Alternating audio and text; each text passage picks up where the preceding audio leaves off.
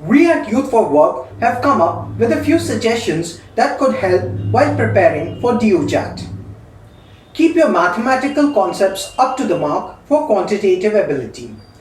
Business and general awareness can be tackled with listening to the news and panel discussions. Also read books related to business studies to increase your knowledge. Reasoning and analytical questions generally are tricky, so we would suggest to keep on with the practice. Lastly, give a lot of mock tests to keep up with the factor of timing yourself during exams. For this, I would suggest you download the Prep Guru application designed by Youth for Work.